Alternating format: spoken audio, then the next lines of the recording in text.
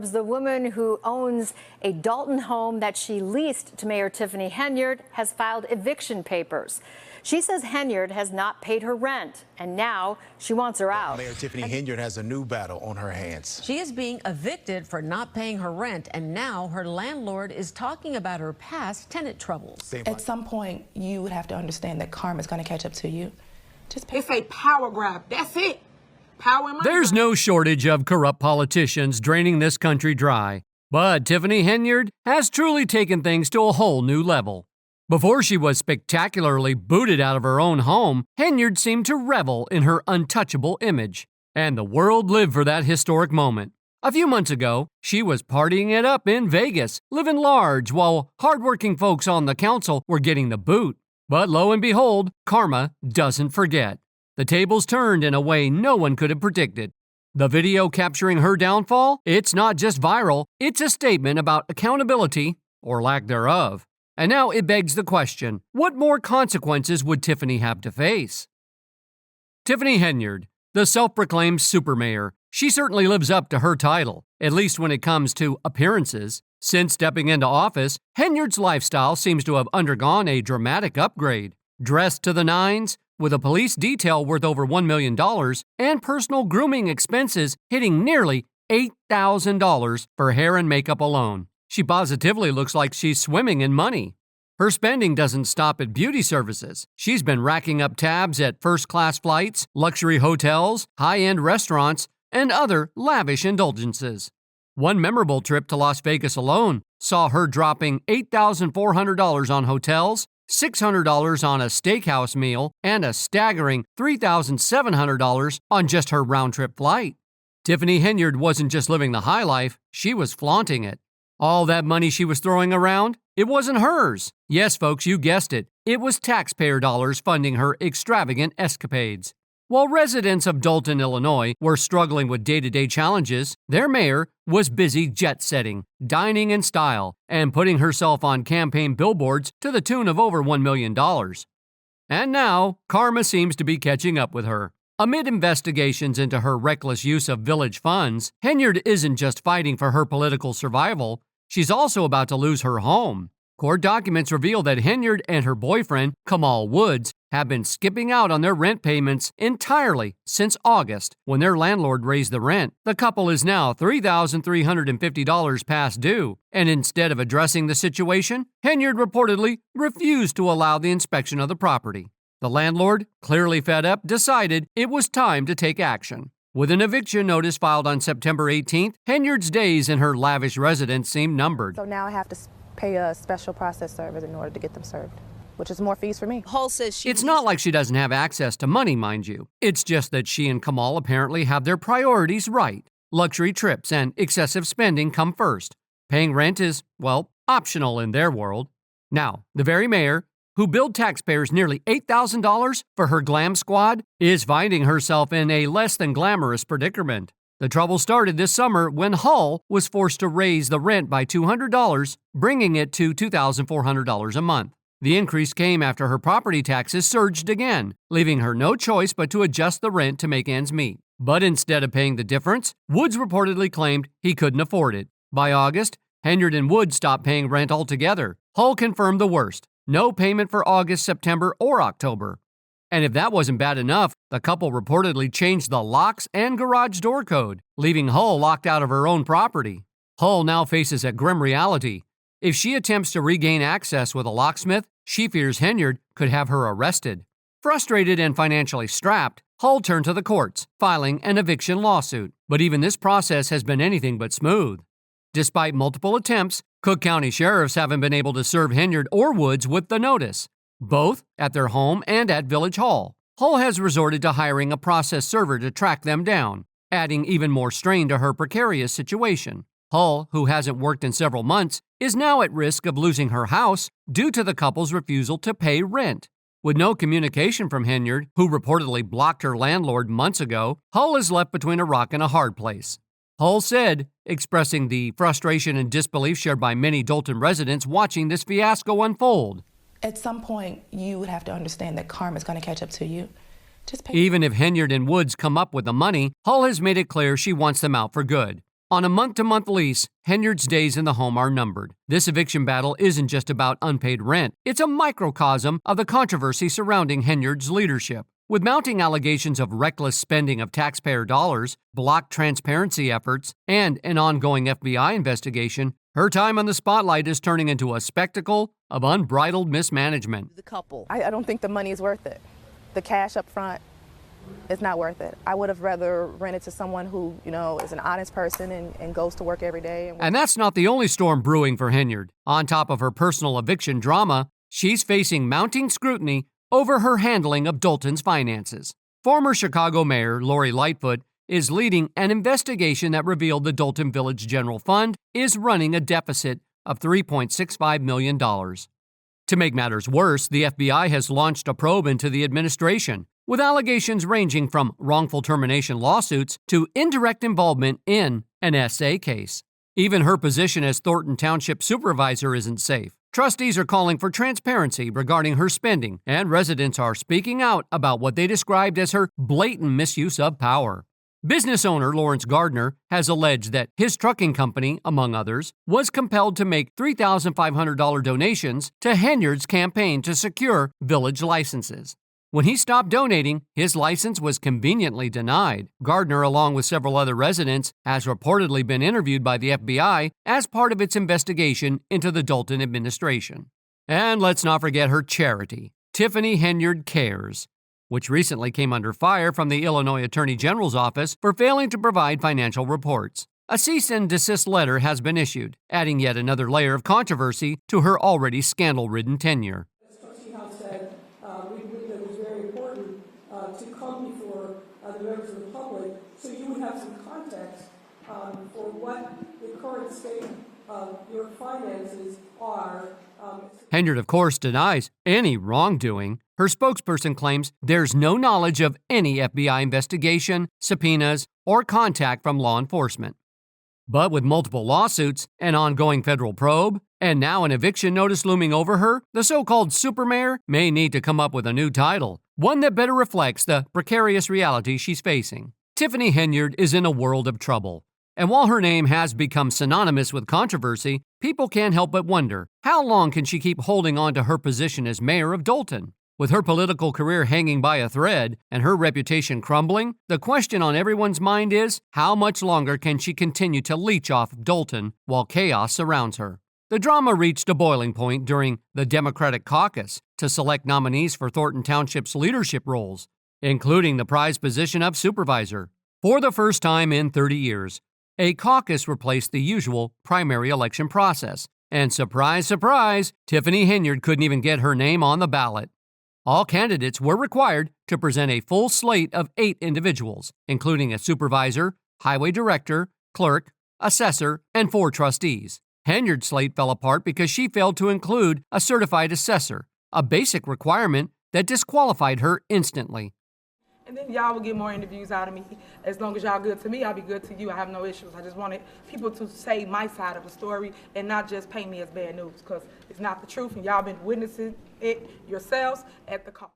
What happened next was nothing short of a political meltdown. State Senator Napoleon Harris, who also serves as the Thornton Township Democratic Committee man, took advantage of the situation, orchestrating the caucus that ended Henyard's bid for re-election as supervisor. The crowd voted overwhelmingly in Harris's favor, leaving Henyard completely sidelined. But this is Tiffany Henyard we're talking about. She wasn't going to accept defeat quietly. Dressed in a hot pink outfit that was as bold as her defiance, she stormed the caucus venue, yelling at Harris and his team. "You didn't run none of this the right way. Illegal, Napoleon," she screamed, accusing him of orchestrating an unfair process. Harris said the use of such a caucus is in no way outdated. People in Thornton Township may be new to caucuses because they haven't had them in a while, but this has been the tradition for many other townships around the state. To prove her point, she brought in busloads of her supporters, using Thornton Township resources to ensure a crowd. But even that backfired spectacularly. Many of the buses arrived late, and with the venue already filled to capacity, her supporters were left outside in the cold. Inside, the situation spiraled further. As Harris officially claimed the nomination, the crowd erupted in applause and chants of support for him, while Henyard stood visibly flustered.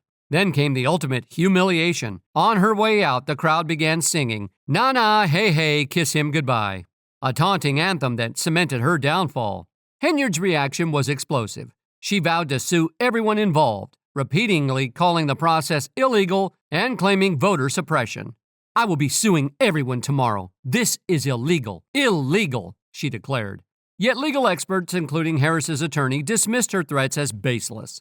Attorney Burton Oldelson, who was representing Harris, said the caucus process was legal and democratic in nature, and Henyard would not have a case. "This is the process that's been going on before MEM, and it's just I'm exercising as committeeman to hold a caucus." Her supporters, however, weren't ready to give up. Some expressed outrage, calling the caucus a fraudulent exercise. "I think enough people know her name to write her name in, and I believe we could still win it. This is fraud. This is criminal. We had hundreds of people that were not allowed in to be a part of the process," one ally, Keith Price, claimed.